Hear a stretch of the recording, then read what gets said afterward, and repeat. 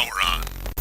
Have you ever picked up your phone to do something specific and then be distracted by something entirely different? Then 5-10 minutes goes by and you realize that you've wasted your time being entirely unproductive. It's similar to taking a trip to the grocery store to pick up necessities like eggs and milk, only to walk away with items you have no need for. So why exactly are our phones so captivated?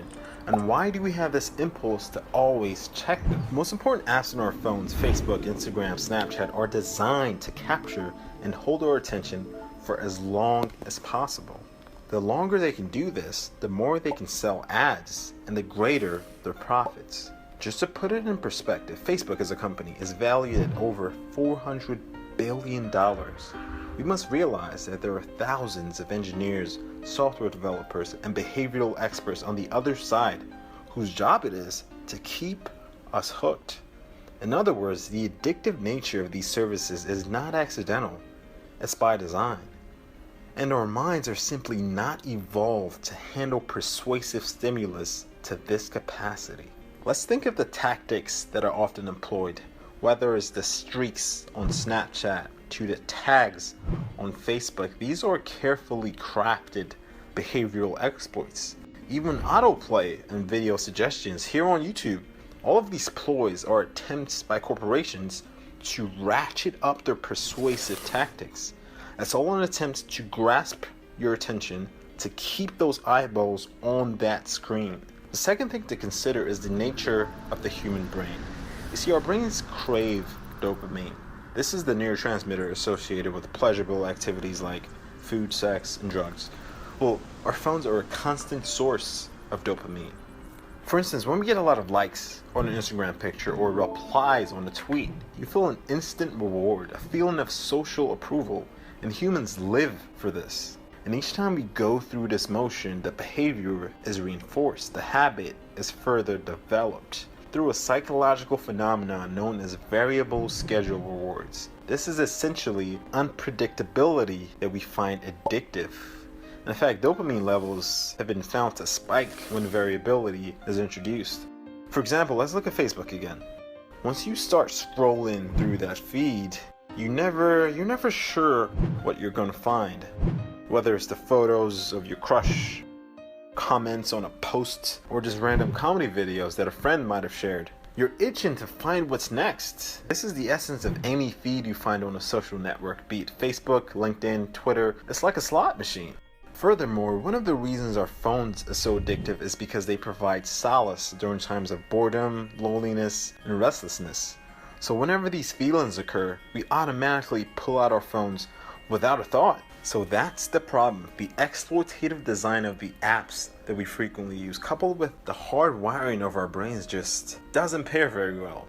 It takes continuous and conscious effort to combat the impulsivity to check our feed every 3 seconds. So my recommendation is guard your mind like a temple and be purposeful with how you dedicate and what you dedicate your attention to. That isn't to say don't use your phone for leisure purposes, but do so purposefully. And understand that the goal of app designers is to capture and hold your attention for as long as possible, even if it comes at the cost of your productivity, happiness, and psychological well-being.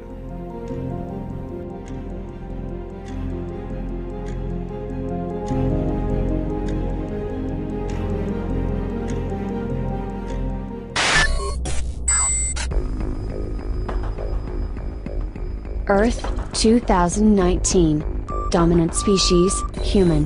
Galactic potential rating, 0. Cultural affiliation, combination of government and global businesses, corporatism, legacy institution. Species still conservative, superstitious, and religious. Ecologically illiterate, largely unaware of cosmological foundation of love. Level of technological dependence is disturbingly higher than the galactic standard. Species distracted and behavior controlled by technology companies. System error. Advanced concepts detected beyond normal human levels. New galactic potential rating, over 9,000. Transmission type, podcast. Host, The Man of Tomorrow. Brian Sovryn. Source, Sovryn Tech.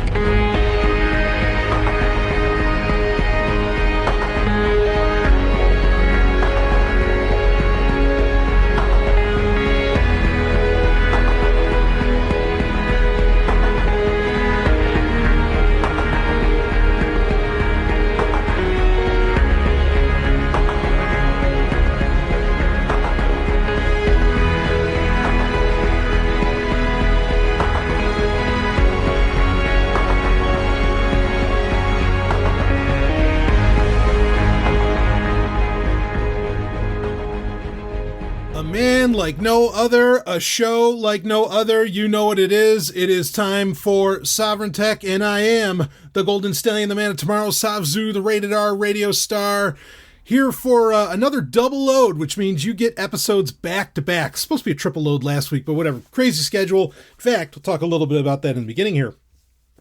But you are getting a double load this weekend. You're going to get episodes back to back, as has been happening, about the past month or so. But we'll be back to your same bat time, same bat channel, usual Sunday releases starting next week. So anyway, speaking of my schedule, I spent Thursday, that being, what was that, October. This is what, October 3rd, right? I spent it in Boston. Not too far away from home, but, here in the Silicon Milliard of New Hampshire. But...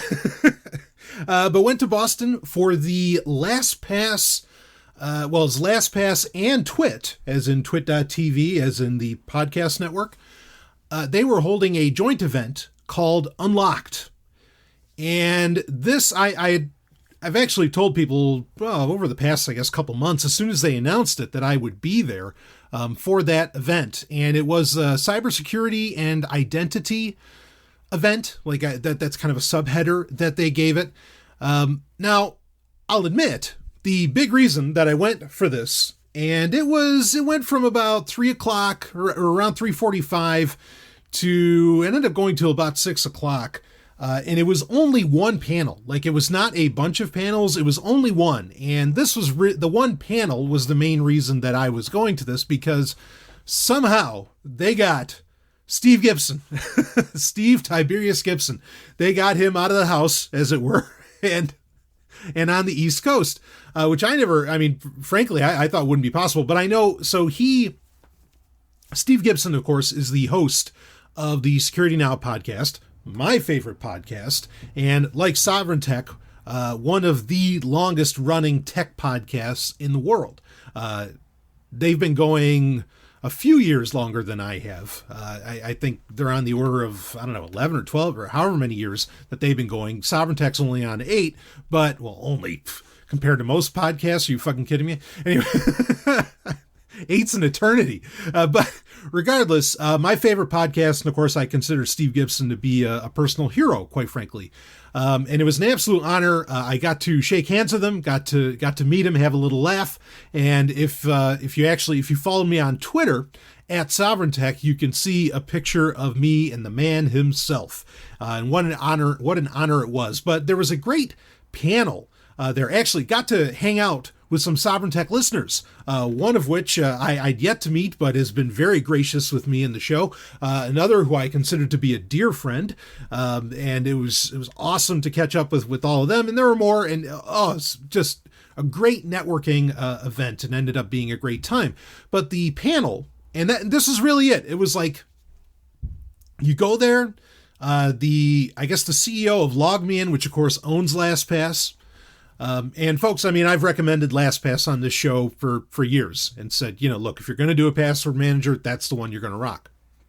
There's an interesting comment to make around that, but we'll see what we get to with that. So we have a lot of stories to get into, to some degree of ketchup. We're going to get into, and I don't mean like ketchup and mustard. I mean ketchup as in things that we've needed to talk about, but it's not like it was anything super timely. One of the stories we'll get into that was sent in by another great Sovryn Tech listener. He actually sent it to me via Twitter. A couple of these, actually. Well, one I already had, and he sent it. Anyway, whatever. So we're going to talk about a little Signal later. We got a lot of Amazon to talk about. We're going to talk about Apple's U1 chip. And there's so much more that we're going to get into, including a great climax that I want to get into. And of course, we are finally going to discuss Simjacker, and it's important that we discuss it now because we find out that actually it was much worse than what we initially thought. So I'm glad we took the time on that one. I'll probably talk more. So as far as the LastPass event, the Unlocked was the name of it. I might go deeper into it in either future episodes or even on Zomia 1 only content, which is behind a paywall, folks. Of course, go to zomia1.com and you can't miss it. I changed the website a little bit. What's there, and now it's on the right hand side, as to where before it was on the left hand side in a hamburger menu, and a lot of people couldn't find it, so I changed the website up a bit to where it's on the right hand side, and you can't miss it now. It's right at the top. If you want to sign up for Zomia 1 Underground, you get access to thousands of hours of content, including where we might talk more about the Unlocked event. So, and as well, we have live shows coming up too, so you're going to want to be a part of that, because that's going to be a lot of fun to bring those back now that Podbean, frankly, has given us the technology. So, but the Unlocked event, or the LastPass event, how about I call it that? That way you know exactly what I'm talking about. So it ended up being one panel hosted by Leo Laporte. Like I said, initially there was an introduction by the CEO of LogMeIn, which owns LastPass, and he was just talking things up. Not a whole lot to say about that. But the panel was hosted by Leo Laporte, of course, of Twit fame, as well as, if you remember back in the day, the screensavers and all this. I got to tell, I've been watching Leo Laporte since I was a teenager. And it was pretty amazing to finally see him, in person. I mean, it was really something. So anyway, Leo Laporte was there. I think it was maybe it was the guy who's the head of LastPass, or he was CSO for a bunch of different companies. I forget his name, and I apologize that I don't have his name handy. Oh, what am I talking about? No, it's Gerald Bichelt. That's what it was. Gerald Bichelt. He was the CISO of LogMeIn. So anyway, guy with a lot of experience, really brilliant guy. Everybody here was brilliant. So you had Leo Laporte, you had Gerald Bichelt, Bill Cheswick, who often gets credited as creating the first firewall. But I mean, a guy that has been around, and it was fascinating, to hear from a mind like that. And of course, really the main draw, like I had said earlier, was Steve Gibson himself. And this panel, I mean, was absolutely fascinating. And like I said, it went almost 2 hours that they were talking. And it really, the conversation ran the gamut. I did not feel like it went really technical. Okay. And it did not also, which I think a lot of people were expecting. I think a lot of people were expecting it to turn into a conversation around Squirrel, which is SQRL, which is Steve Gibson's password replacement. I dare say it's an infrastructure, but we'll say protocol technology that I have been, excited for. He's been developing it for years. We've talked about it on Sovryn Tech for years. It is finally out there. It is live. It is real. There are apps available for pretty much every platform. And it did not really turn into a big advertisement for that, though Steve Gibson has been literally going around the world just in the past couple months, or the past few months anyway, doing presentations and meetups for Squirrel. Now, it's a technology that I'm very excited about because, again, it does replace, passwords.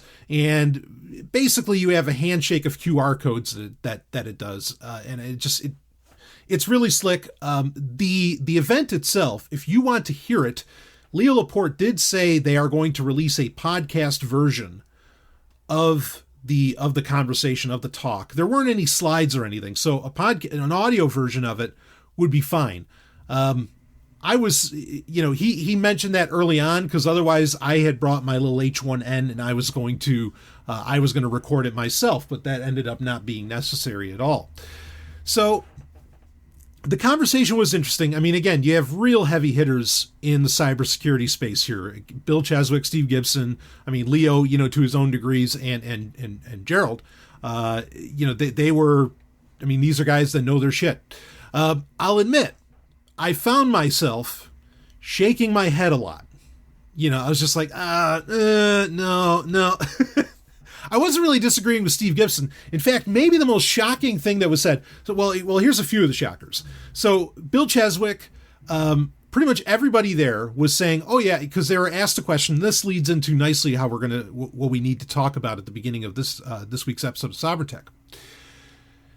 Everybody there uses like Alexa or Siri or Google Assistant or something. And I was really, really surprised by that was a thing. The only one there who basically said they didn't was Steve Gibson, which fucking kudos, right? But what was really interesting there is they were talking about like securing home networks. Again, it didn't get super technical. There were a couple points where it might have, but anybody could have attended this, and anybody, I think, could have really kept up with the conversation. And especially if these aren't like the identity software, like biometrics and things like this and passwords. Like if this is something you haven't thought about, I mean, this would have been a mind-blowing conversation for you. And I'm not saying it wasn't a great conversation even for the technically minded. It was very interesting. But the thing that really blew my mind, again, was that everybody had an Alexa that was on that stage. Also, they were all so... And this is where I kind of disagree with Steve Gibson, it seemed like. Maybe Leo was the only one that kind of pushed back a little bit. Like, everybody was on board with biometrics. And that was strange to me. You know how we feel about biometrics on Sovryn Tech. I mean, that's just the worst fucking idea. Though we did have myself and a dear friend of mine that were at the event. We did come up with a startup idea of how to solve, which we talked about on the show, actually, where there was that leak from a company of all of their, they had biometrics set up as security company wide, and all of that data was leaked. And, what's the issue there, right? You can't change your thumbprint. Like if there was a leak of passwords at a company, you can just change the password. But if there's a leak of biometric data, well, you're fucked. I mean, again, you're going to have to completely change, because you can't use biometrics anymore unless you're going to bring in an entirely new workforce, which good fucking luck with that, right? But we had an idea, and well, I guess I'll say it here. So we're going to do a startup that is going to look into starfish and how they can regenerate limbs. And so then, when your biometric data does leak, the security guy, your IT guy can come up to you and it's like, all right, look, we're going to have to cut your thumb off. Don't worry. We have this spray. It's going to make it come right back. Right now, of course, it's somewhat in jest, but it was very funny. Anyway, the starfish conversation was, I mean, I just like another guy that I just met there, actually, who I might have on the show in the near future. His name was, anyway, I don't need to reveal his name here, but I was going to, we were talking about it and it clicked and I said, I know the answer, starfish. That's what we just got to figure out how to regenerate limbs, and then you could use biometrics, okay? And then that's not true. There's other problems with biometrics. I wrote in a question to try it because they didn't let people, if they had let people stand up and go up to a microphone, I would have been the first one. Like I would have muscled my way, and can I, baby? 20 inches right there. Anyway, I would have muscled my way up to the front to get my question in, because I mean we have been debunking, deconstructing, and just showing why biometrics will never work. They just can't. It can't. Well, it'll never work for real security. Yeah, believe me, I would have done it. But so anyway, the starfish thing was kind of funny. So that would solve if you have to cut off an employee's limb, to get a new password, or new login credentials. But now, aside from that, boy, I've been teasing around this the whole time. Aside from that, the thing that blew my mind is Steve Gibson said right there, like they were talking about, how do you secure your home networks, like Leo was asking everybody, and Steve said, because he doesn't travel much. And since he's been traveling recently, he says, no, when I travel, my computers aren't at home. Now, he's not carrying them with him. He put them somewhere, and obviously he's not telling anybody, but he's that, and I use paranoid not as a pejorative. I use it as as a positive attribute. He's that paranoid that he won't even leave his computers at home when he's leaving the house for, extended periods of time. take that for what you will from literally, in my opinion, the best, but in just about anybody's opinion, one of the best. Okay, in the cybersecurity space. So I thought that was very fascinating. Maybe the number one takeaway from that. But it was a great event, a great time. I hope that they do more. I think especially if you can get a lot of those old school guys coming together and, talking about from the past to now, you get such a unique perspective that you're just not going to find from whatever blogger in West Yahoo, I don't know, that writes some horse shit on, well, oddly enough, we're going to read from Business Insider, but that, writes from Business Insider or some other outlet, like these are guys who have been around, they know the score, and I think they have very unique insights to deliver. And that's what I felt like we got at the Unlocked event. So, it was funny. Like, it was just a very, very entertaining time. I had a great time there. I really wish I could have, got in a question or two or done an interview. That wasn't really possible there, but a great time. And maybe, actually I kind of got invited to some other events there. And I might end up attending those, and then maybe I can do a little more with Sovryn Tech while I'm there. But for me, to be frank, it was just awesome to finally, shake hands with Steve Gibson and to finally meet him. I've chatted with him on DM on Twitter before, but it was just so great to finally meet him. What a great time. And it was great to meet other Sovryn Tech listeners and to hang out with some old friends. It was just tremendous. Such a great time. Now, we're not going to open up this show exactly with the foreplay. We're going to get into a bunch of stories, but before I do, something when I am away from home, let me tell you something that kind of, there's a reason I don't leave home often because, I'm just going to say it. I like to get my fuck on multiple times a day, and I am not kidding. If I have, and believe me, it happens. Okay. No, I'm getting personal with you, but we're here. We're going to talk about a little Sovryn Tech sponsor for you. I like to get my fuck on 4 or 5 times a day. And believe me, that does happen often enough. One of the ways that I'm able to make that happen and make it so goddamn enjoyable is with Sovryn Tech sponsor Blue Chew. Baby, if you want to get that thing good and hard and ready to go, you know what I'm talking about. You want to have a great time in the sack with your lady friend, or hell, your guy friend or your NB friend. I don't care. You want to use Blue Chew. It's blue like the color blue because it's the blue pill, and chew because it's chewable. In fact, the first chewable of its kind has the same active ingredients as Viagra and Cialis, so it's going to work for you. It's going to rock, get you rock hard. Blue Chew, BLUE Chew, CHEW.com, BlueChew.com. Now here's the deal. If you want to get in on this action, I want you to use the code TECH, TECH, because if you use the code TECH, you're going to get your first order for free. You're only going to pay $5 shipping. Look, this is handled discreetly. There's no in-office doctor visits, nothing like that. All gets done through the website, bluechew.com, BLUECHEW.com. Use that code TECH. Get your first order free. You've got nothing to lose. You're going to pay for shipping? Come on. You have nothing to lose and everything to gain. And you know what I mean. So if you want to make it a great night, or hell, go all day long, like the Golden Stallion likes to go, and do I have a good time. You want to use Blue Chew. BlueChew.com. Check it out and use that code TECH, and we thank them for sponsoring Sovryn Tech. Remember, TECH. Use it. All right. So let's get into, like I said, we don't really have, it's not really foreplay because all of this kind of blends into each other. So it's really one longer conversation that we're going to have. And we have had through the month of September and going into October. We're not going to get into the Microsoft event in this episode, though there are things to say about that with Windows 10X and other things. But we are going to talk about what Amazon had announced in the past couple weeks. In fact, one of these I am of a mind to try. I am intrigued, and we will talk about that. Okay. But then all of this, as I'm sure you expect on Sovryn Tech, which some people, I remember a guy called this show, he said it's the audio version of Black Mirror. Well, there is going to be a dark twist when we get to the end of this. But don't worry, we're going to end the show with something very fun. So Anyway, let's talk about this. There were a bunch of new Alexa devices announced, or Echo devices. It's their Echo line, right? I think there might have been like a new Echo Show, which that'll actually have purpose when we get into where the darker turn of all this, along with some other things. But what was more interesting were the new form factors for Alexa to reside within.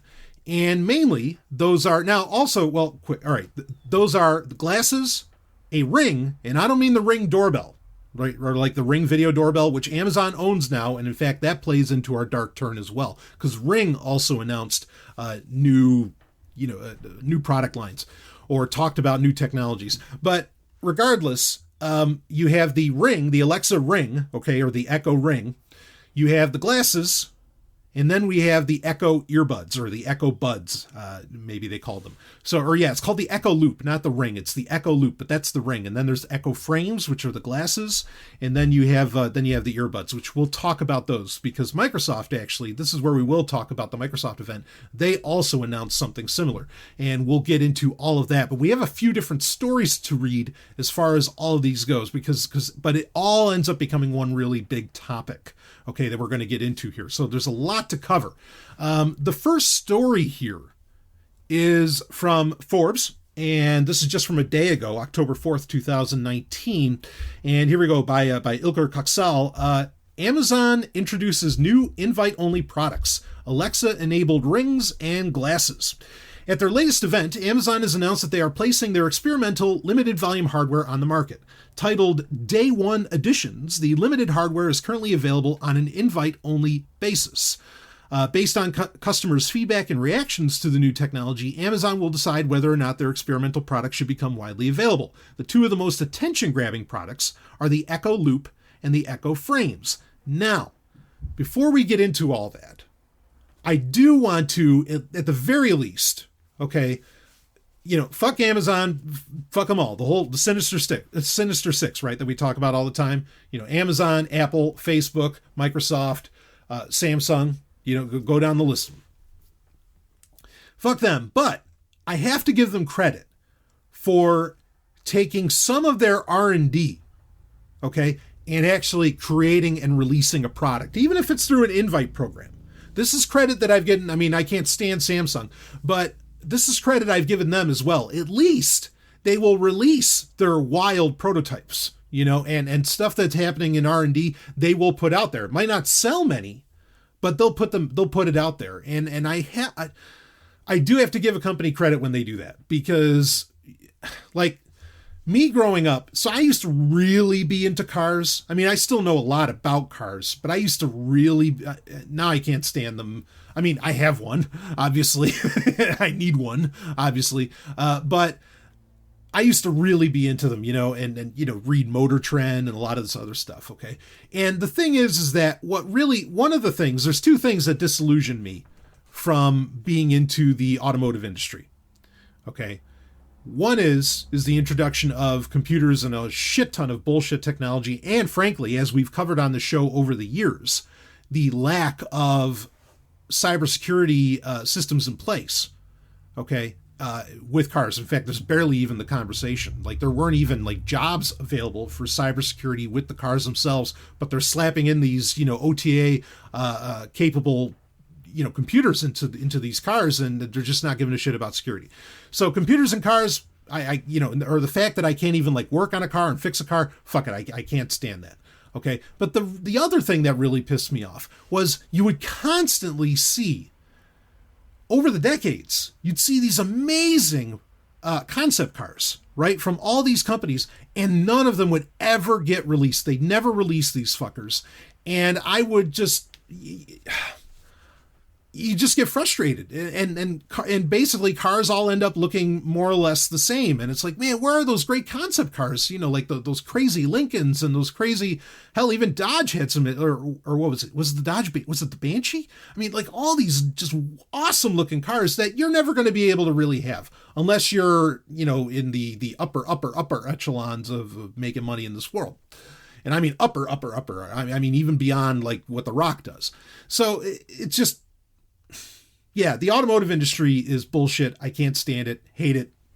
Anyway, And so that's why I say for Amazon or for other companies to actually bring out experimental shit, granted, these things, like the Echo Loop, I think costs, which is their ring, it costs about like $100, I don't know, something like that. Granted, it's not as much as say what a Dodge Banshee or something like that would end up costing, but no, it was Pontiac Banshee. It wasn't a Dodge. They used the Dodge Stealth to make a Pontiac Banshee-esque car in a certain TV movie.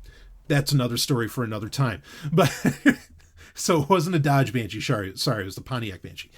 Anyway, so I give credit when that kind of thing happens. And I don't mind this concept of, you can get invite only. We'll see if you end up liking it, blah, blah, blah, and you go on. So let's talk about these invite-only devices. And then we are going to get in, this is just the loop and the frames, but we are going to talk about the earbuds next. So here we go. The first products that Amazon is going to be testing, include digital rings and glasses. Even though Amazon is not the first one to play around with glasses and technology, think Google Glass, they have offered a different perspective on this matter. Unlike Google Glass, Amazon's Echo frames don't have a camera. Stallion breaking in. Well, that's an instant winner, right? Because that's the in fact, I remember journalist Mike Elgin. I remember him saying often with Google Glass, and he was a fan of that. He said, if, the only way that this is going to take off is if, with everybody else, people can't stand the camera. Get rid of the camera and people will do, the wearable glasses. So Amazon obviously heard that. Anyway, reading on. These are simple glasses with a minimalist design that can be connected to Amazon's Alexa to listen and respond to the user. The $180 Echo frames come without any prescription lenses, even though lenses can be added if necessary. The glasses feature a microphone and 2 speakers directed right at your ears, allowing you to play music, listen to podcasts, or hear Alexa's responses to your inquiry. These somewhat stylish glasses are not nearly as odd or surprising as the other product Amazon had in store, the Echo Loop. Now, I'm going to stop for a second and just talk about the glasses, okay, the Echo frames. First off, okay, you're probably thinking like, wait a minute, they're not made for, or, they don't initially come with like prescription lenses. What the fuck's the point? Well, I'll tell you this. Just on a very superficial level, if I didn't have to wear glasses, which I do, but if I didn't have to wear glasses, I think I look ugly as hell without glasses. So I already have a face for radio. So I think I look like shit without glasses on. So I would wear these anyway. Now, having Alexa attach them, I don't know. But I mean, what's the real play here? Keep in mind, that the idea of getting everybody, even people that don't need to wear glasses, to get them wearing glasses, this is all about AR. And is Amazon on board with AR? We're like, whoa, I don't know about Amazon releasing any kind of AR stuff. Oh, looks like a whole lot of people forgot about their entire AR, VR platform that Amazon has been developing for the past 3 years. There's no mention of it in this story, by the way. Okay, but what is it? Is it Sumerian? Is the name? Which I thought was, I reviewed it when it came out, and I thought that was very, very weird that they would run with that name.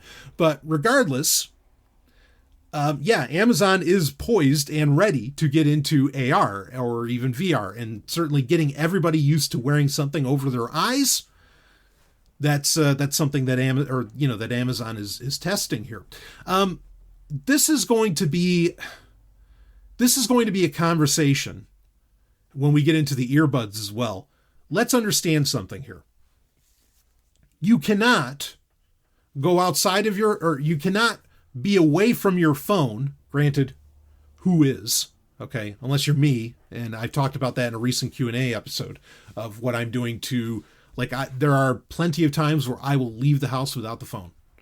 It doesn't mean I don't have some kind of technology to listen to audiobooks and do a bunch of other things, or even have a GPS or whatever. But maybe, depending on what kind of time we have in this episode, maybe I'll talk more about that. But regardless, these glasses and the loop, the ring that we're going to talk about here, they connect to your smartphone, and they function via Bluetooth through your smartphone. These are not independent devices. For me, overall, that makes them pointless. That makes, or not pointless, but it makes them very uninteresting. Okay, we'll talk more about that a little bit later, but just so you have that perspective. Now, let's talk a little bit about the Echo Loop. This Alexa-enabled Ring features 2 built-in microphones and a small speaker. The Ring has the same purpose as the Echo frames, and its current retail price is $129. It allows users to communicate with Alexa more easily without having to take out their phone. Quote, paired with your phone, this Ring lets you access information throughout the day, Amazon writes. It's super easy to connect with Alexa without breaking stride or digging out your phone. For those simple things like turning on the lights or calculating the tip on your lunch bill, simply press a button, talk softly to Alexa, and then the answer comes discreetly through a small speaker built into the Ring. And, well, here, I'll finish reading the little story here. Whenever we think that we've hit the peak of the technological revolution, there's always that next big thing that tells us we have yet to go a long way. Amazon has made that next step toward introducing new technology to the market, this time aiming to ease the use of their already existing products. Both the Echo frames and the Echo Loop aim to make Amazon's Alexa more accessible in everyday situations. Naturally, they aim to increase sales and interest by promoting a futuristic type of technology. While we might already be used to technology integrated in glasses, it could be strange to see someone talking into their Ring and listening to what it has to say back. Boy, not the best writing here. Anyway, besides, the Echo Loop seems fairly larger than common rings, which might put some users off. However, we're not going to disregard these experimental products yet. After all, the Alexa-enabled microwave seemed like a pretty odd choice, but it turned out to be a bestseller. Fuck, that should terrify the hell out of all of us. Anyway, the Alexa-powered microwave. God damn it. Anyway, so the Ring, the Echo Loop, this is one that I signed up for this. I did. I signed up. I mean, they haven't confirmed anyone as far as I know, but I signed up to the invite program saying, and I mean, it's no guarantee that I'm going to get invited to use it, but I signed up for it. And we'll see. Here's the thing is that while I think that like smart rings and a lot of this other stuff, and I've talked about them in the past, Amazon is not bringing a new idea to bear here. Okay, with the glasses, that's not new. Google was already doing that. With the Loop, that's not new. There have been other companies that have tried, they've really tried to do the whole smart ring thing. Now, having it again, if it was some kind of independent device where, basically it had its own, I don't know, LTE, or, well, I guess now that we're in the year 2019, almost 2020, if it had a 5G chip in it, woo, even though we don't want those to go wild, it might be more interesting. Now, there's a technology we're going to talk about in a minute here, or in a few minutes, that might point at how the Echo Loop could work without a smartphone. But, the fact that everything just like connects to your smartphone is kind of pointless. Or it makes it, again, like I said earlier, it just doesn't, it's not as intriguing to me. I shouldn't say pointless. It's not as intriguing. Now, why did the Loop catch my eye? Here's the thing, is that, now I've talked about this, okay? I wear a Mi Band. I had the Mi Band 3, and now I have the Mi Band 4. I did a review of it on a Zomia 1 Q&A episode. And the only reason I wear these, because, look, I'm into fitness, okay? But none of these devices, other than maybe your heart rate, and even that's usually wildly off, the sleep trackers are practically worthless. Okay, the kind of working, I do bodybuilding, I do weightlifting, okay? And there's nothing on here, and really there isn't. They can claim there is. None of that is helpful to you if that's the kind of fitness you do. And I'm not going to get into conversation around that, but regardless, the only reason I use these things, okay, now the Mi Band 4 has like music controls on it, so I do like that. The Mi Band 3 did not have that. All I wanted it for was as a very silent and simple notification system that did not, that basically allowed me to not have to pull my phone out of my pocket or to look at my phone screen, because I don't want to, because my phone is receiving a billion fucking notifications, 99% of which I couldn't care less about. I just have no interest in. Okay, give me my Signal, my Telegram, and maybe something from some other app, and let me know what's going on. And that's really all I want. All right, I'm not interested in anything else. So the Echo Loop is basically another iteration of that. Okay, where it is something that, because it can vibrate, Okay, yeah, you can, it has a little speaker on it, it has microphones, so you could talk to it, and you could you could say, hey, Alexa, blah, blah, blah, and ask it some kind of question and have it perform a function, and then you could listen to what it says. I think you can also use it to make calls, and it's interesting because, it doesn't look that weird. The Forbes writer seemed to think that it was going to be this weird thing. It actually doesn't look that weird in function, or, when it's in action, because you're just holding your hand up to your ear. And it kind of makes you look like a Secret Service person, right? With that little wire thing and, okay, we're covered. It's something like that. But it works. Like, it doesn't look ridiculous, in my opinion. But just the simple, really, I would wear a device, okay, that basically would just like an echo loop that would, if I got a message on Telegram, it would vibrate twice. If it was Signal, it would vibrate 3 times, or maybe it would do some kind of weird Morse code. I'm not opposed to any of this. And, it would just do that. Or that could function even just as like an alarm. Okay, and just, and it wakes me up in the morning, because that's another nice thing about the Mi Band, is it does work as a really, really great alarm. As far as using Alexa with the Echo Loop, though, asking Alexa the weather, I could see that being handy. I wish it wasn't Alexa. Understand, I could very easily see where, it depends on how Amazon decides to lock this down. But like with the Mi Band 4, you can use, in fact, there's even an F-Droid, in the app repository F-Droid. There are alternative apps to Xiaomi's their own Mi Band app. And so the data that that the Mi Band potentially collects doesn't have to go to Xiaomi. You could just end up using it with with a completely third-party app, that just takes advantage of the protocol. So, those was a Gadget Bridge, I think, is the one that's in F-Droid, and it works great. It really, really does a solid job. And it works with all kinds of wearables, okay, and smart devices. So there's ways around that. I don't know if they're going to be able to pull that off with the Echo Loop, but that would also make it very interesting. So I don't think that that's as crazy an idea as something that works with your smartphone, okay, and works as basically a discrete notification system and something that keeps you from looking at your phone. Not bad. Now, granted, Amazon obviously is going to collect all of the data and metadata that and it's going to have to attach to the Alexa app, I'm sure, that the Echo Loop would provide. Okay, let's not kid ourselves here. And the same goes true for the Echo Frames, that's how that's going to work. But to suffice it to say, from a privacy standpoint, all this data going to Amazon, horrible. Okay, but the concepts, the technology, and the abstract itself, not the craziest idea. Okay, not really. I could really see where this could be useful to some people, because look, I'm tired of looking at my phone. I don't want to look at my phone unless I have to. But so much of how, frankly, the economy, how business is done today, how interconnected we are in all this, we get too used to just like constantly staring at these fucking things. And yeah, fuck that.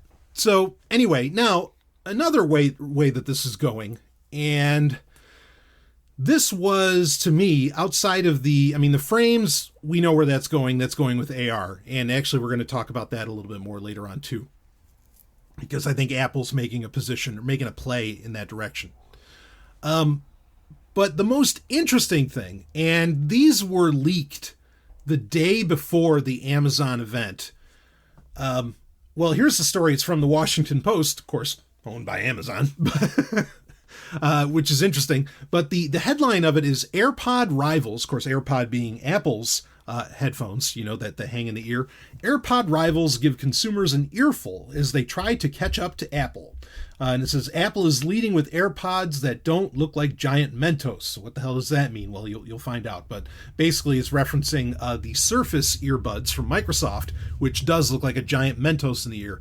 That's not too crazy, because I had no problem with what Uhura had in her, what Uhura had in her ears in the original series, and even in the movies, right? She had that thing dangling from her ear that could, she could receive all kinds of stuff. But granted, she wouldn't leave it in her ear; she'd take it out often enough. But regardless, So this story is also from October 4th, 2019. Let's read it here.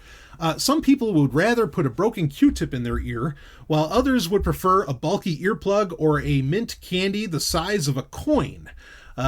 And let's go. That's essentially the choice consumers have as tech companies, including Microsoft, Amazon, and Samsung, introduce a wave of new, often oddly shaped competitors to the AirPods, Apple's popular in-ear wireless headphones that start at $159. Silicon Valley has long been on the cutting edge of aesthetics, with numerous game-changing designs over the years, like the Apple products released under Steve Jobs' tenure, as well as some memorable misses, Google Glass. While Apple has succeeded in turning its white dangling AirPods into a status symbol, wireless earbuds are gaining popularity despite, not because of, their design. Now, I want to stop there for a second. I mean, so status symbol, usually when you say status symbol, you're talking about it in a positive light. I still think when I see people wearing AirPods, it looks like it's cum hanging from their ears. Like, it really does. It's just like something out of Something About Mary, right? That movie where like the comes it looks just like that. It's so horrible. I get it. Okay. And I'm kind of leading ahead here with this, but I do want to read the rest of the story, just to kind of introduce you to these products. But the reason I'm doing that is because this is one of the directions that I think Silicon Valley, the tech giants, are going. And that is, they are looking to get past the smartphone, because now they're all, I mean, it's funny, and Google was ahead of the curve on this, even though they did it in a really piss poor way with Google Glass. Remember when Sergey Brin said that smartphones were emasculating people? And everybody flipped out that he used that word. I mean, Google wasn't wrong. I mean, I wouldn't use those terms, but the idea that it is hindering us, and there's a huge conversation to have around that. I get it. And so now, all of these different tech giants are selling these products, are offering them as, and they're marketing them as a way to not have to get to touch your smartphone, which is very interesting. And I said this when the AirPods were first announced from Apple. Eventually, Apple doesn't want you to have a smartphone. They literally just want you wearing AirPods. And you interact with, you talk to Siri to interact and all this. And that's also a part of the big push for 5G. We'll talk more about that in a minute, okay? Basically, let's just say it. 5G is like a giant mesh network, okay? Which we're going to talk about that more with something that Amazon kind of slyly announced, as well as something that Apple slyly announced that we didn't talk about when we talked about the iPhone 11 a couple weeks ago. Okay, but you have this mesh network that would allow, right now, for companies to have these alternative, or I don't want to say extracurricular, but these accessories, basically, like AirPods and various earbuds, Google Glass even. Google Glass even needed your smartphone, right?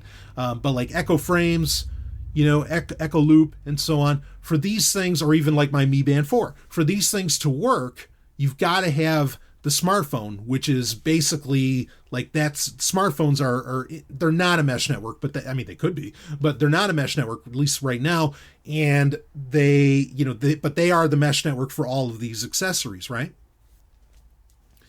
So there's a point where all of these devices that we're talking about, and we're going to get into this in our next story, all of these devices that we're talking about could work without a smartphone, because there is basically this huge 5G or whatever spectrum anybody wants to use. There is this huge network out there that all these devices could just instantly connect to. There's a problem with that, but anyway, we'll get into that. But let's keep talking about the earbuds here. To the credit of those companies, product design experts say it's difficult to create a pair of wireless, Bluetooth-enabled devices that sit comfortably but unobtrusively in the ear, provide high-quality sound, and still capture the user's voice. For one thing, the human body interferes with Bluetooth signals, so transmitting information to both earbuds in a synchronized fashion is complicated. Stallion breaking in, well, gee whiz, maybe we shouldn't fucking do it, because our bodies just aren't designed for this horseshit. Did anybody think about that one? No? Okay, crickets. All right, moving on. The newest device to enter the fray are Microsoft's Surface earbuds, which the company unveiled this week at an event. The earbuds have touch and voice controls and retail for $249. The most visible part of each bud is a flat white disc that measures slightly less than an inch in diameter, about the size of a quarter. Now, Microsoft, was it last year or the year before? They also released, if you remember, the Surface headphones that were huge over-the-ear headphones that had Cortana built into them. Ooh. How's Cortana doing today, folks? Oh, fucking A. Anyway, so, you know, they originally had that. And I imagine they used the data from that to maybe figure... I mean, this is, you know, again... In one sense, I give these companies credit for coming out with what are basically prototypes and R&D devices. On the other hand, they're also making you pay for the privilege. Like, they're doing R&D on you. Like, you are the field test when you buy this horseshit, and they collect all this metadata, and that's how they end up. And you could say that that's a good thing. It'd be a good thing if they... You know, like maybe if they gave it to me for free, because then I would understand that there's a trade-off here. So because now I have to pay $250 plus all of my data, which the value of that is through the roof. So how about instead I just give you the data about me and you give me the fucking headphones, you know, and let's make it even. I mean, again, the data they collect about you is worth way more than the price tag of these things. So whatever. Anyway, let's read on. Last week, Amazon announced its $130 Echo Buds, which are black, resemble round earplugs, and are also about the size of a quarter. Visually, they are similar to Samsung's equally priced Galaxy Buds, which are available in black, white, and yellow, and debuted in February. Again, Samsung, like I said, I mean, credit to them. They are really, I don't want to say that they're innovating or ahead of the curve, but they will put, you know, R&D prototype-esque products, you know, out and, you know, for the world to take or leave. And I know Samsung has like a diehard fan base, so I imagine they do some money on this. But anyway, that's not the point. Let's just keep going. None of the devices has escaped the wrath of social media. When they were introduced, AirPods were the butt of many a Twitter joke, and the devices have since been compared to Q-tips, corn cob holders, and, quote, an angry praying mantis, end quote. Only after competitors were introduced did they seem streamlined in comparison. The Surface earbuds were variously described on the web this week as refrigerator magnets, the mint candy Mentos, ear gauges, and chunky boys, a term used to describe pudgy pets. So, quote, so Apple earbuds look like cigarettes hanging out of your ears, while Surface earbuds look like you've been tagged as part of an animal migration experiment, end quote. Oh, too close. Ooh. Remember I was just saying to you that basically you are the field experiment? Yeah, I love it. Yeah, it does. It does. In fact, right here, the guy who tweeted that, Kevin Gazuski, software engineer, he actually shared a picture on Twitter of a cow, and you see the tag hanging out of the cow's cow's ear, and it looks like the fucking earbuds. Spot on. How you doing there, cattle? It's so bad. I wanted to say it, you know, at that Unlocked event. I wanted to get up on that stage and just say, you know, identity is for cattle. Thank you. But I didn't get the chance. Right on the money, though. Man, good job, Kevin. Anyway, reading on. Apple, Samsung, and Microsoft didn't respond to requests for comment. Amazon declined to comment.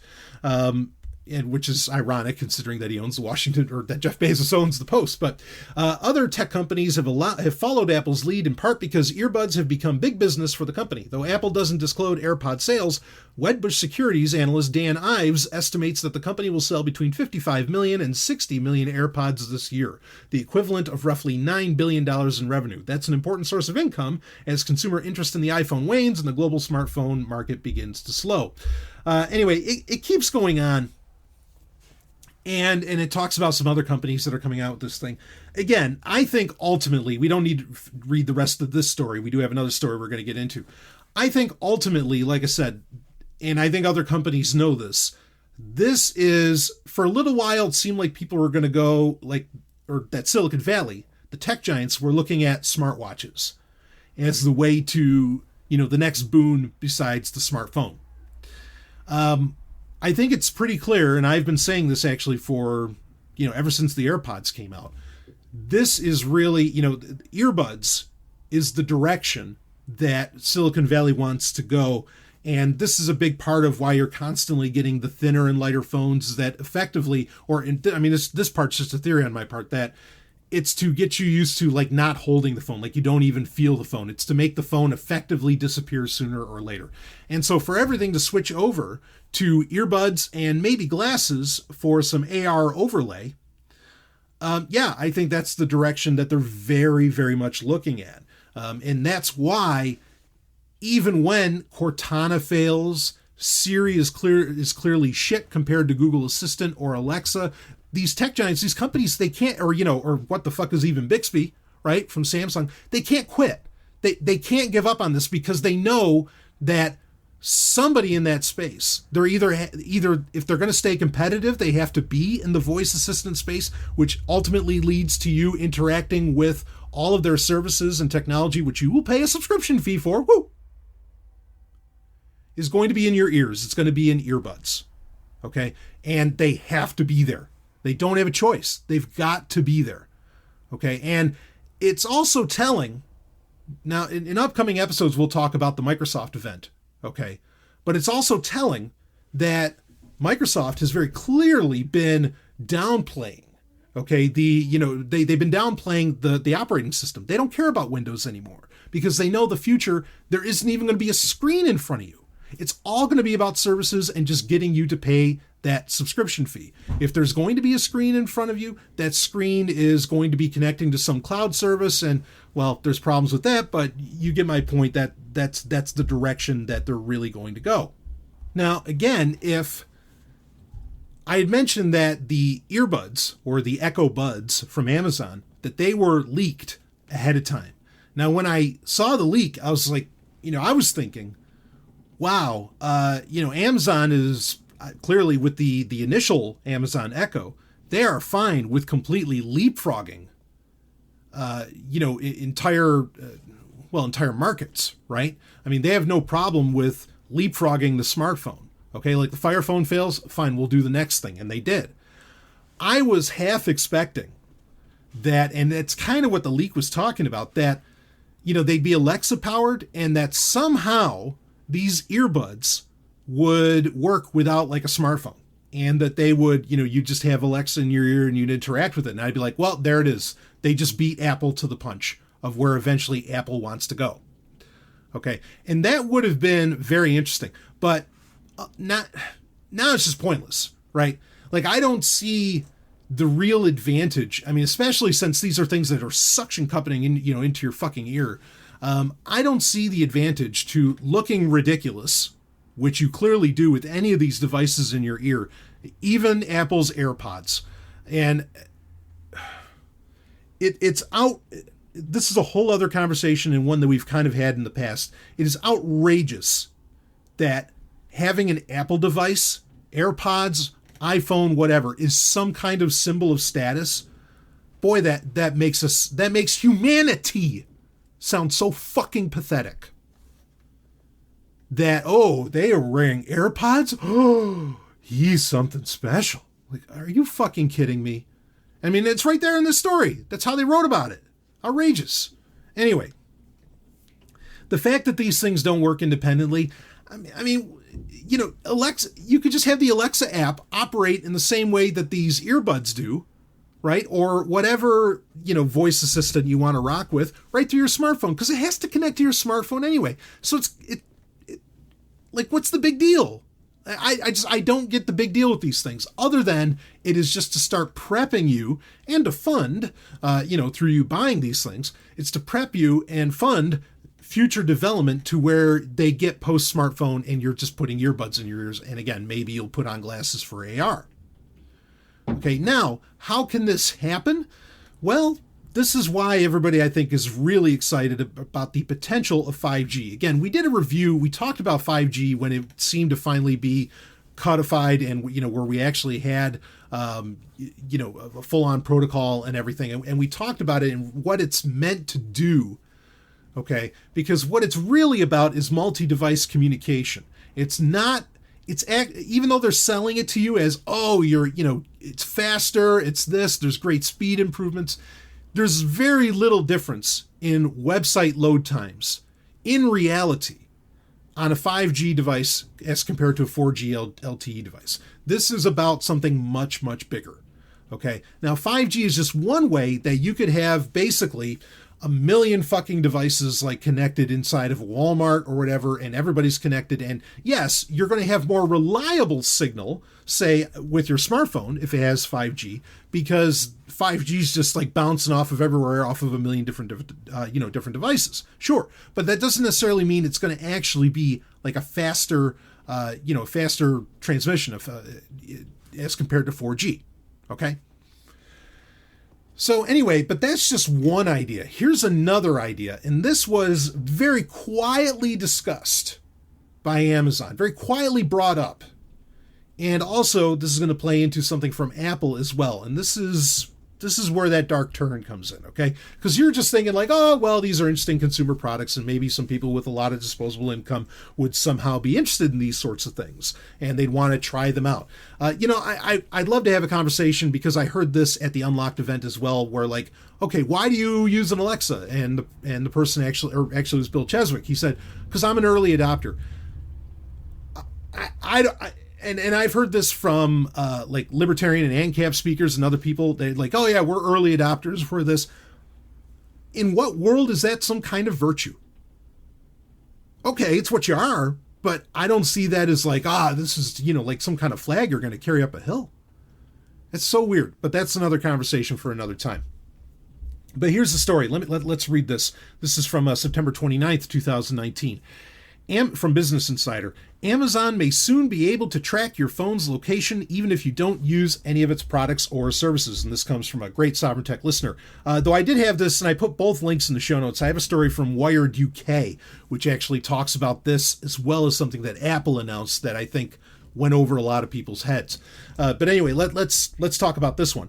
Here's the quick breakdown. Amazon's new mesh network, so they have a mesh network, could enable the company to track your phone's location even if you don't use its Wi-Fi or products. So that's kind of the big deal.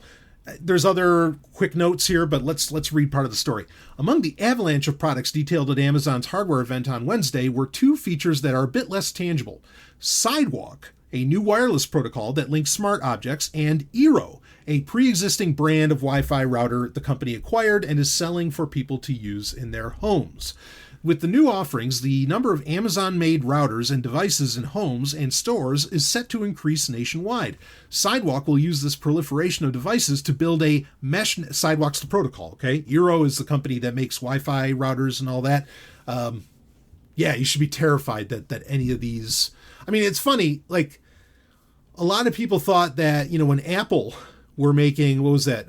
Was it time capsule? Shit. Anyway, Apple has made their own routers for a while, right? And you know what that's about.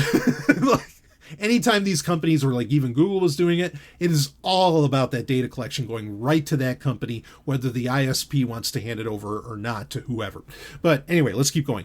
With the new offerings, the number of Amazon-made routers and devices in homes and stores is set to increase nationwide. Sidewalk will use this proliferation of devices to build a mesh network, a wireless network where each device communicates with one another, working together to transmit data across the network. That spans broad geographical areas. According to Amazon's announcement, the company found that placing 700 devices across Los Angeles was enough to cover the entire metropolitan area of the city.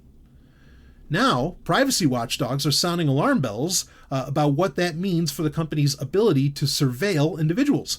Tech activist Liz O'Sullivan flagged the mesh network's potential for surveillance during the Amazon hardware event and tweeted about it Thursday. And here's her tweet from Liz O'Sullivan. I'm freaking out about this Amazon Sidewalk mesh network stuff. Here's why. 1, Amazon is pushing Wi-Fi, so you have to send all your traffic through their access points. No surprises there. But did you know they can track you? They can track you even if you're not logged onto their network.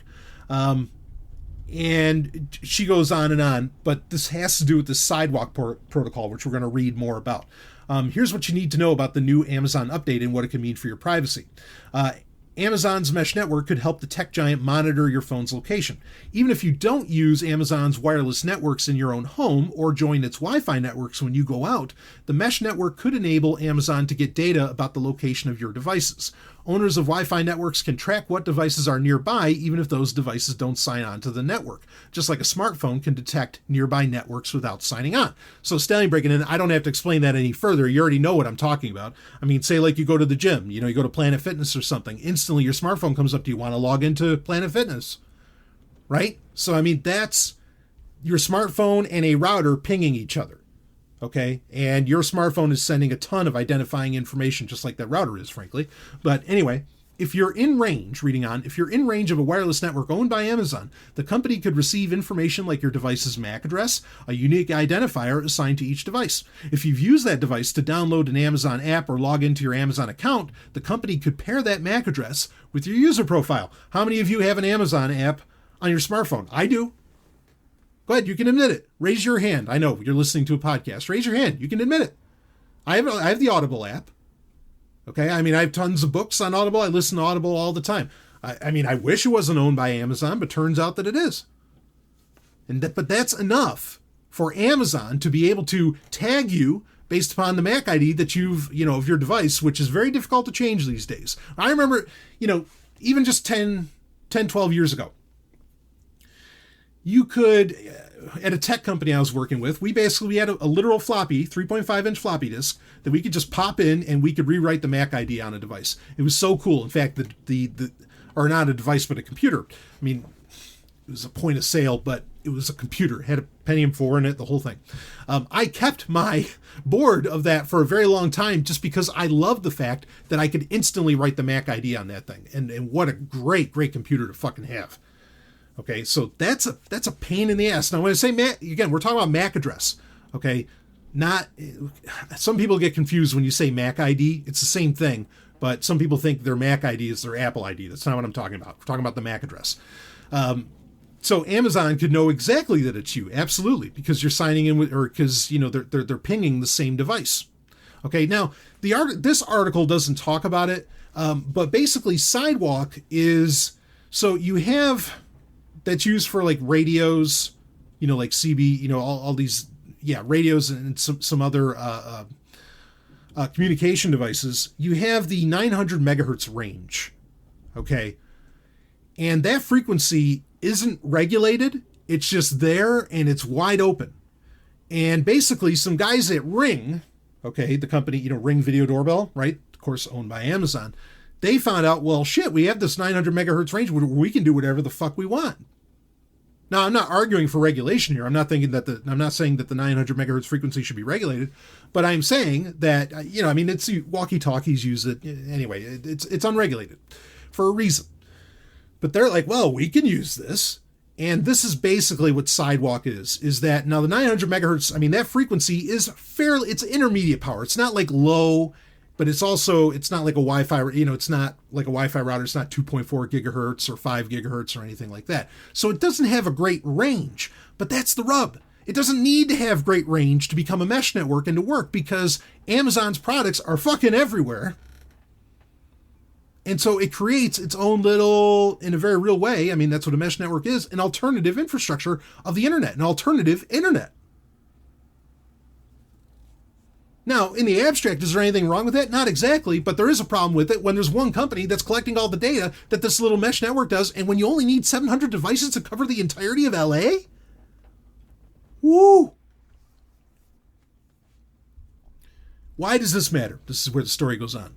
The technology that allows owners of Wi-Fi routers to track nearby devices is nothing new, but it's unusual for companies to build such sprawling mesh networks using devices that users set up in their own homes. On top of that, Amazon is a company with a demonstrated interest in tracking users' data and location. Geographic data is an important tool for building user profiles and targeting advertisements accordingly, a growing business for almost all big tech companies. Additionally, Amazon has multiple contracts with police, turning over insights from its network of Ring cameras to as many as 200 police departments nationwide, according to a Motherboard report. Oh, but I need to see who's outside my door. Please hand that information over to the police. Crazy. You're paying for that privilege. Police departments that are part of the Ring network can view publicly posted video footage from Ring cameras and request other footage, which users can choose whether or not to approve. For the time being, many of the details surrounding how Sidewalk and Eero networks will work remains unclear. I gave you some of it. This article doesn't get into it, but anyway, I looked into it more, and yeah, I mean, it's the real deal. Amazon has not specified whether data gathered through its Wi-Fi networks will be potentially up for grabs by the law enforcement agencies it partners with. Stanley breaking in. Of course it is. Of course it is. By law, it has to be available to them. We know this. We've known this for a long time. If you have servers in the United States, by law, you have to hand over anything that is on those servers to the government when they ask for it. It's no ifs, ands, or buts. You just have to. That's the fucking law, and it's been the law since the 90s. For the time being, many of the details surrounding how Sidewalk and Eero networks will work, I already read that part. Anyway, an Amazon spokesperson did not respond to Business Insider's questions regarding how it will use geolocation data gleaned from its mesh network. Now, Amazon's being really low-key about this. They announced it, they talked about it, and basically I think they're just waiting. You know, before they talk about the Sidewalk protocol on a larger scale, like right now they're trying to attract developers and startups and companies who want to take advantage of what Sidewalk can do and maybe come up with basically skills, right? Like Alexa skills. They want somebody to come up with skills so that when they do a big announcement about this mesh network, there is a seen consumer usage and advantage.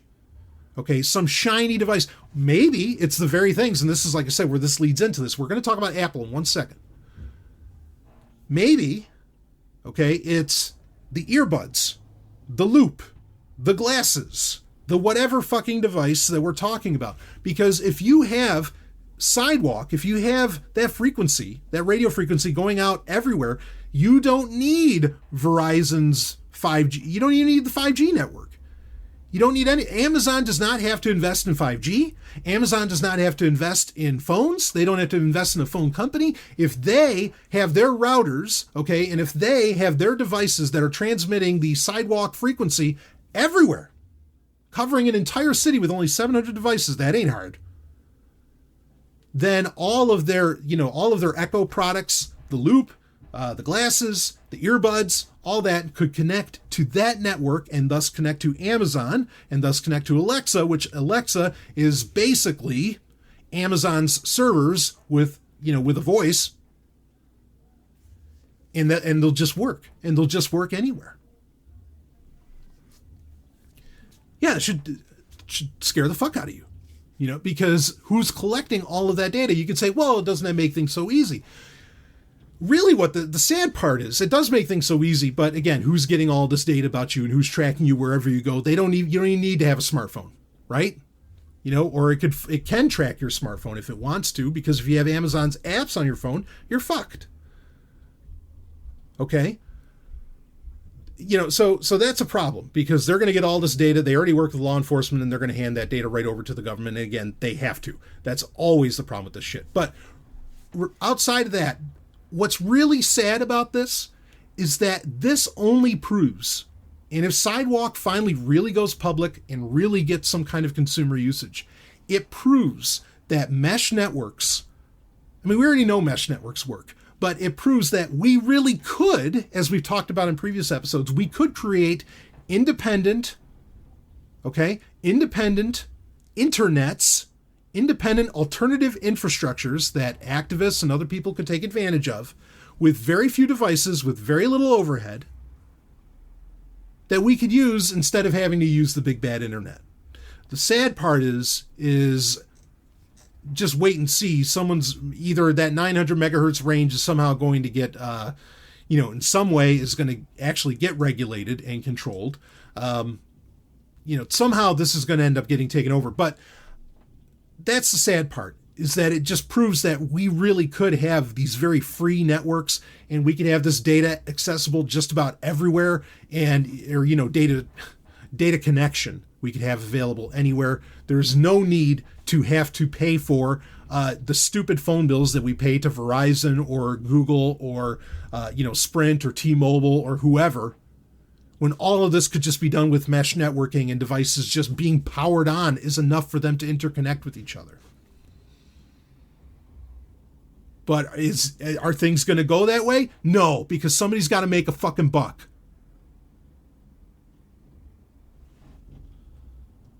So yeah, all these little devices, I mean, could kind of work everywhere. Now, where does Apple fit into this? Well, let's talk about it, because they announced something not exactly the same, but here's the rub. Is that Apple, and I talked about this, was it the iPhone 5? So go back that many years on Sovryn Tech. And I've brought this up many times. I bring it up whenever this conversation around alternative internets or mesh networking comes up. All iPhones, since I think the 5, maybe it was even the 4, have what's called the multi-peer connectivity framework. Okay?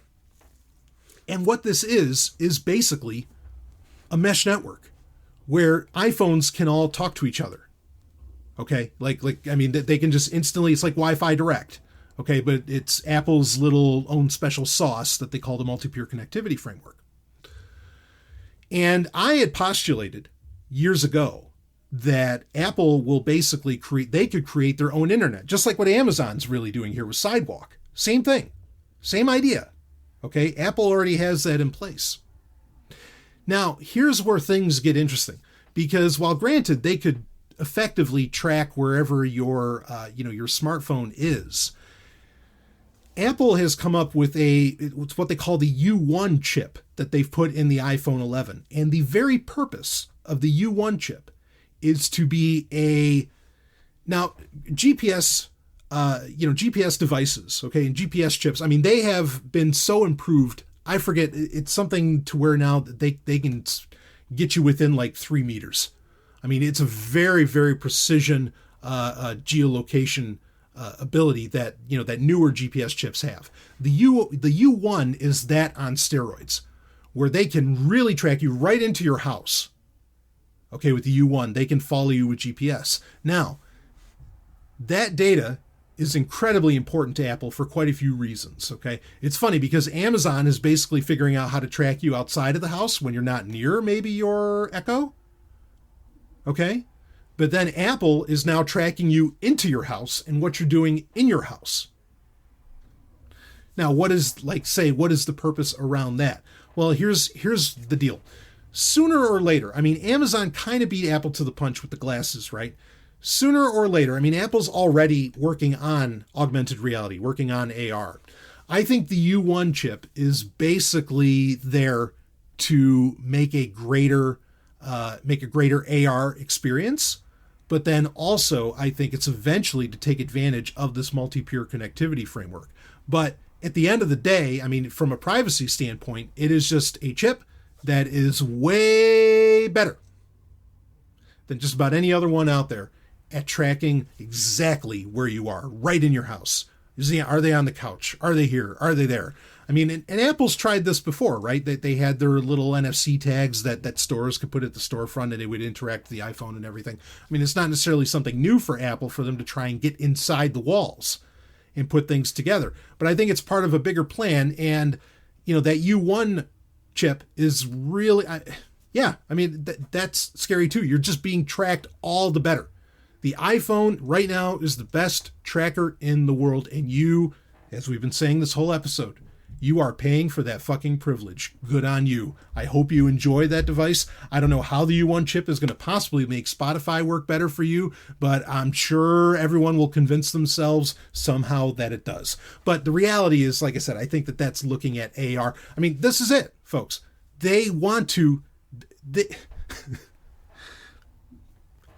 I've been saying, I call it HUI, hands-free UI, okay, because I think it's a bunch of HUI. In Silicon Valley, they call it zero UI, because that doesn't sound as insulting. These companies, eventually, where this is leading, okay, I have complained for years, I hate the fact that I don't have hard switches. I don't have physical switches I mean, physical switches are even one thing. Oftentimes a physical switch is just activating something in the software. I want hard switches that could, like, say, literally cut off the wire for the Wi-Fi. I don't even get those. Okay, it's bad enough that we can barely get, smartphones, which everybody keeps saying, oh, it's this amazing computer, blah, blah, blah. It's a supercomputer in your pocket. Horseshit. A supercomputer gives me a goddamn keyboard that I can click on, that I can type on, and that's convenient and easy to use. The UI, your ability to interact with the screen in front of you. I mean, it's bad enough that we have to deal with touchscreens. That's bad enough. And because ultimately you don't really have control over that touchscreen, do you? A keyboard, I hate to say this, but A is A. All right? Unless somebody remaps it on you and sets it to Colmac or something, I guess. But otherwise, A is A. When you type that in, an A shows up on the fucking screen, as it should. Okay, with the touchscreen, or with the touch keyboard, there's a billion problems with this. First off, every touch keyboard is basically a keylogger, right? Sending that data to whoever you happen to install the keyboard from. So you run into that issue, but it's, these companies want to control you so fucking hard and so badly that they are going to completely get rid of any kind of real UI. Anything that should even be called UI. Zero UI or hands-free UI isn't really a UI at all. It's not really a user interface, okay? But they want to get rid of that. They want absolute control. Not even they want to control exactly what appears on your screen, and that screen is going to be basically AR right in front of your eyes. Augmented reality. That's how much control these fuckers want. They don't want you to even have really control of, they don't even want you to have a screen that shows what you want, what you want. This is leading in such a horrifying direction and such a lack of control for the user. Was it Philip? Or no, maybe it was Asimov, where he says, I'm not afraid of a world with computers. He said this back in the 70s, when everybody was afraid, oh shit, the computers are taking over. I remember Asimov said something to the effect of, I'm not afraid of a world with computers. I'm afraid of a world without computers. Well, I think if Asimov were alive right now, he would feel a little bit differently, because his concept of the computer is that a human would have something in front of him that he could interact with and control.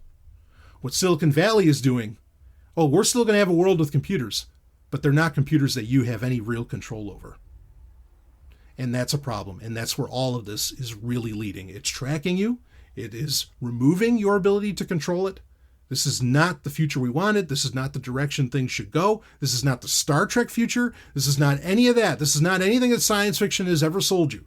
Because I don't think that any science fiction author in the past, maybe in the past 10 years they've been able to do this, but in the past was able to predict that we would invent and come up with a world so fucking stupid. And that's the reality. We'll be right back with some more Sovryn Tech. We're not really going to lighten things up, but we've got stuff to talk about. I'll be right back with more. Woo!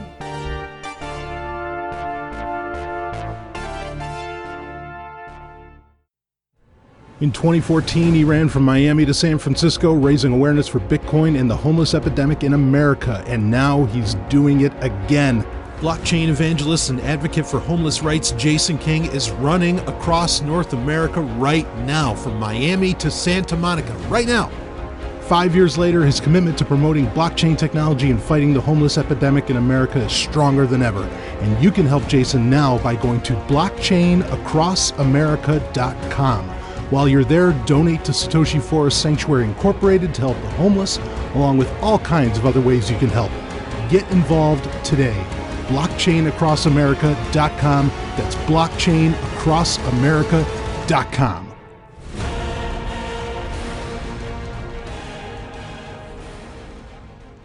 Hey, if you have a project that needs reliable cryptocurrency data, check out blocktap.io. Blocktap.io is a universal cryptocurrency API. You can get historical prices for Bitcoin and other digital assets that you can use to build charts and do market analysis. Blockchain data is also indexed, so you can get transaction statistics, address balances, and more for Bitcoin and other networks. Blocktap.io is free for personal use, and you don't even need to create an account to access the API.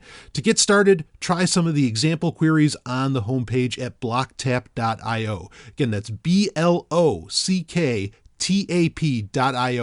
blocktap.io, and we thank them for sponsoring Sovryn Tech. Woo, let's get back to the show.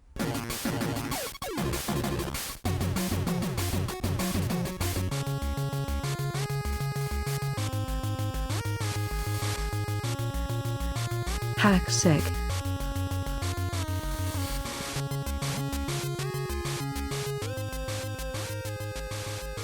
Ooh, it is time for HackSec, where we talk issues of hacking and security. And boy, but if you wanted to talk about what we were just talking about, this, this long game being played by a lot of the tech giants. A great place to do that? Sovryn Tech sponsor, Free Talk Live. You're going to go to freetalklive.com and you are going to find more content there. Then I don't know how long it would take to listen to all that, because there are over 10 years of episodes, but we're not talking about like weekly, like Sovryn Tech, right? We're talking about daily, 365 days a year, 3 hours a night. Even if you set it to 2x, you are in for a haul if you want to listen to it all. But here's the beauty of it. You don't just have to listen to it. You can get interactive with the show, because it's an open phones call-in show. You can call in. It is the number 27 talk show in the United States. Your voice is going to get heard. So give it a listen, freetalklive.com. Again, 7 nights a week, and call in and talk about it. If you want to talk about this stuff and let other people hear about it, not a bad idea. So freetalklive.com, and I thank them for sponsoring Sovryn Tech. Now, we have a couple stories, and they're actually both coming from the same source, even though this first one, I'm just going to be quick on it, because there's not exactly a whole ton to say about it, other than I think it could lead to, because we're already running pretty long in this episode, it's a conversation that could lead into something that I brought up in a recent Wednesday Q&A on Zomi One. Again, go to zomi1.com if you want to sign up for that to get access. But... well, the problems, we bring this up all the time, and certainly it plays into much of what we were just talking about. The problems of the smartphone. Okay, the lack of control that you have around the smartphone, and that comes from a lack of those hardware switches, kind of what we were talking about. Like what would solve this, what I'm about to mention, would be if there was a hardware switch that literally cut off the microphone on your phone. Because how often do you actually need the microphone on your phone? You really only need, unless you're one of those people that for some reason uses these voice assistants, you really only need it when you make a phone call. And how many of us, even on our smartphones, make a goddamn phone call? Very rarely. So it'd be awesome if we had a switch on the back, and don't tell me about fucking, what's that asshat's name? Come on, Slabnuts. John McAfee, that's it. Don't tell me about his phone, because that's bullshit, okay? But you should have, on a smartphone, you should have hardware switches that can cut off the Bluetooth, and that physically cut off the Bluetooth, not a soft switch that, okay, yeah, it's a plastic switch on the back, and, but it doesn't really cut off, the Bluetooth, right? It just kind of tells the software to do that. It tells the OS to do that. No, it needs to be something that physically cuts shit off. We should have that. We don't have that. That would solve this problem that I'm about to describe. And basically, this is with, of course, what I consider to be the top, as far as like best encryption, the top messaging service out there, that being Signal Messenger. And anyway, here's the headline. It's from October 4th, 2019. Signal Messenger bug lets callers auto-connect calls without receiver's interaction. Now, if you are updated to version 4.47.7 on Android, and this is only on Android, Signal, or the company, the Signal Foundation, because I don't think they're open whisper systems anymore. The Signal Foundation solved this within a few hours, and you probably got an update a couple days ago that to Signal, and that this is exactly what it was fixing. Is there was a bug that would allow for a payload that would allow for, if you got a call, here's the rub. You had to get a call on Signal first, and you had to not answer it. And if you didn't answer it, if you missed the call, then the next time, once they made that first call, the next time they could send a call and they could turn on, somebody could turn on your microphone through the Signal app. and obviously listen to whatever the fuck's going on. This would be a very big problem if, like if you're an activist or something, this would be a very real concern. So again, the ways to mitigate this, of course, immediately update your Signal app. I know that, and we talk about this a lot, that updates can be targeted, and that's why you don't want to really do auto updates. But look, on your smartphones, the smartphone in many ways is already a lost cause as far as encryption goes, especially end-to-end encryption, as far as security goes. I mean, there's things you can do, but if you're a target, you're a target. Anyway, keep the shit updated, okay? Keep your apps updated all the time. And I'll admit, like, I'm really bad about at least a couple times a day checking for updates, and I even have auto updates on with the Google Play Store, and I'm just like ready, I'm updating all the time to make sure because of this kind of shit. Okay, now, like we said, if you had a physical cutoff switch, that would make this moot, right? But there's a reason that these companies don't offer you a great feature like that because, well, probably the U.S. government is telling them not to, or they themselves happen to like maybe Facebook, which, Messenger basically takes complete control of your phone. I'm sure they like to turn on the microphones when it's helpful, or, to allow Alexa or these other voice assistants to work better. The great dangers of these voice assistants. But regardless, make sure this is updated right away. The other things that you could potentially do to resolve this. Wait, what's that, Ellen? You could be a turtle. You could be a turtle? Yeah. That would solve it. Yeah. All right. Well, if you're a turtle, Ellen's got something there. If you're a turtle, that would solve this problem. Because then I suppose the data wouldn't mean much, Like, what is that turtle saying? You could just hide in your shell. You could hide in your shell. I love the turtle. The turtle, I've said this. The symbol for personal freedom and for liberty really should be the turtle. Fuck this other symbols. Anyway, thank you, Ellen. That was very insightful. That was you could be a turtle. That's a good one. Or I love it. You're the best. Or you could follow Ellen's advice and become a turtle somehow. Or what you could do is this is a case where, because like I said, if you didn't want to have your smartphone on you all the time, okay, you could have if you had a wearable device of some kind that could send you notifications, and you had Signal set to give you notifications, you would know when somebody was calling, and that would have mitigated this. Like, there wouldn't be a time where you didn't know that you weren't getting something from Signal. But of course, the problem with, a lot of these notification devices is effectively you turn into Pavlov's dog, right? So there's an issue there too. But really the ultimate answer would be hardware switches, but that's not going to happen, even though I know some companies have tried, but that's completely custom kit to do, and it takes a lot to get a smartphone off the ground. So I don't expect that to become a reality. The best thing is that we can do is toss these smartphones into a lake of fire. Absolutely. All right. Now, that's not the conversation that I actually wanted to have. What I wanted to talk about, and really this is just more reason to toss the smartphone into a lake of fire.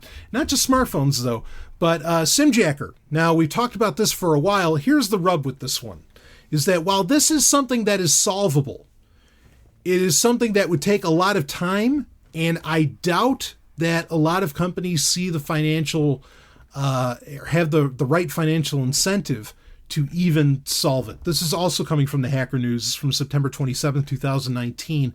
More SIM cards vulnerable to SimJacker attack than previously disclosed.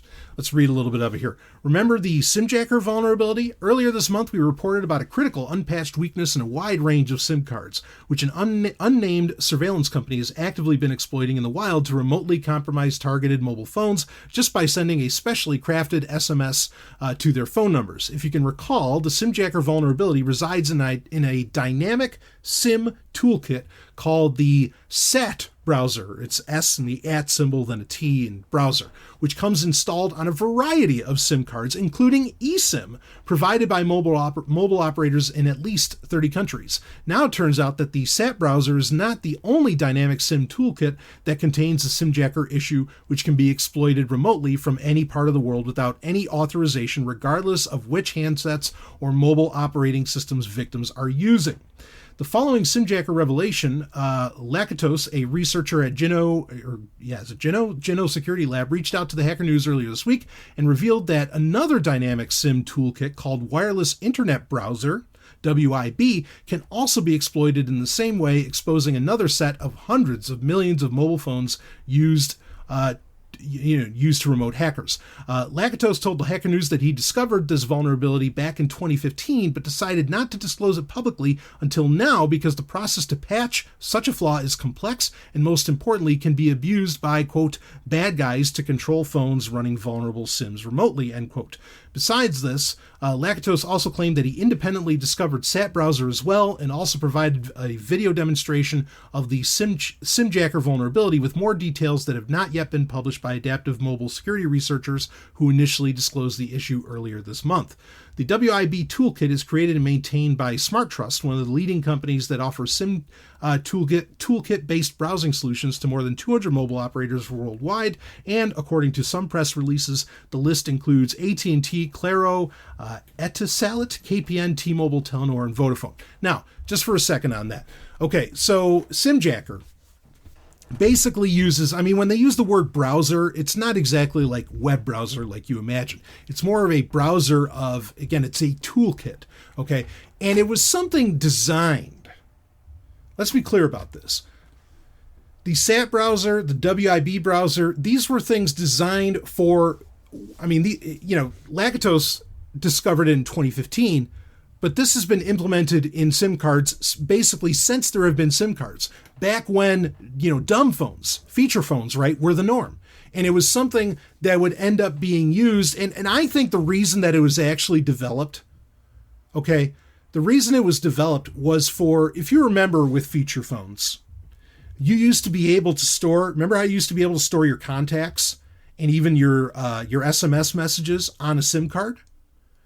That's because at the time, I think a lot of companies were thinking that, well, because again, the cell phones at the time were not as mission critical, shall we say, like you weren't doing, well, some countries do their banking on it, right? With M-Pesa, like in Africa and other places, but you weren't really doing a whole, but that has play in this as well, or that's important to this conversation. But, you weren't doing a whole lot with them yet, but you knew everybody was getting their hands on one. And so the idea I think they had is that, okay, you're going to change phones often enough. How are you going to solve carrying all of your carrier data and everything else like SMS messages and whatnot? How are you going to carry that from phone to phone as you get new phones? You're just going to swap out your SIM card. And so SIM cards were basically like smart cards, if you remember smart cards. And, that you would put into computers that would, suddenly turn whatever terminal that you walked up to would turn that into, and I haven't heard anybody else making this comparison, but I think this is the idea. This is kind of my own little theory, okay, where it would just turn whatever terminal, in this case, whatever cell phone you went up to, not smartphone, cell phone, that you went up to would turn it into yours instantaneously. To some degree, that's how it works with smartphones, but really the SIM card is just carrying carrier data, like carrier connection data, not your SMS, none of that stuff. The SIM card's an afterthought, but nobody changed all of the new advanced capabilities that were getting put into SIM cards back before there were even smartphones.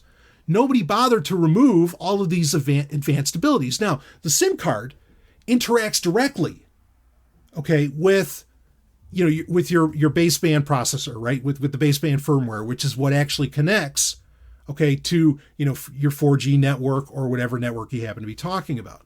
So there's a very, very direct, and there's really no software, or there's nothing in between that. There's no firewall. And that's the solution, is that you could create a firewall that would separate these browsers, these toolkits, dynamic toolkits within these SIM cards from whatever else is going on in the phone.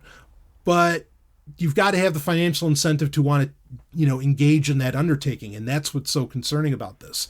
And so that's why I'm telling you, and that's why I didn't talk about it right away. There's really not much you can do about SimJacker. Okay. I mean, there are things you can do. There are things that manufacturers can do, but they have to actually do it. Are they going to do it? I don't know.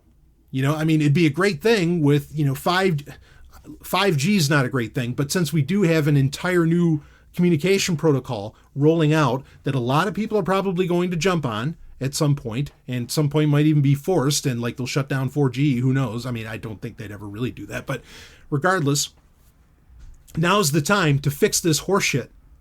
Okay, I mean, because it's a problem. It's even in eSIMs, which you can't even pull those out. Big issue. I mean, because what SimJacker, basically with that toolkit, if they all they have to do, all an attacker has to do is send an SMS message, and your ass is owned. Your phone is owned. I mean, they take it right over.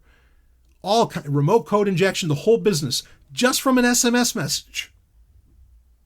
This is about as bad as it can get. Now, I mentioned the companies that this has been an issue for.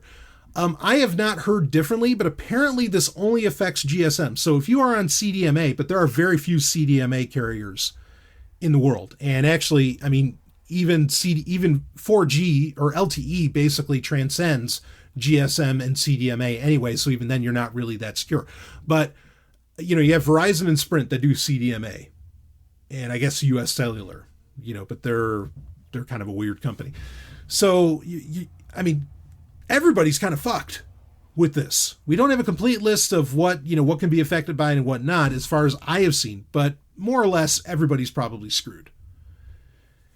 And, what's the solution here? Well, I'm not going to get into it now because we're running out of time for this episode, but maybe in the next one I'll get into it, or in the episode after that. I have a lot of conversations that I have lined up that I want to get into. But it's not like you're going to stop using your smartphone, which is really the only answer right now. Okay. I wish that were the reality, but I get it. Even I can't exactly stop, right? I still have clients and I have people that I have to interact with in this way. But something I talked about, and if you're not already a member of Zomia 1, you can get a preview of this conversation, but people were so excited about this, or, I got such great feedback about it. And it's not even necessarily like the newest of ideas, but I think it's something that its time has come. And that is, if you have like an older smartphone, you can, and say it's Android, whatever, you can rip that SIM. You don't have to use, here's the revelation. You can use a smartphone without a SIM card. Now, you can't use it to make phone calls, but to do the bulk of what you do with a smartphone, yeah, you could do that without a SIM card, and you could do it, connected. And if there's no SIM card, you're not going to receive SMS. Okay, you have mitigated what SimJacker could do. And so basically, and most of us have old smartphones laying around, maybe they're a couple, 2, 3, 4 years old or something like that.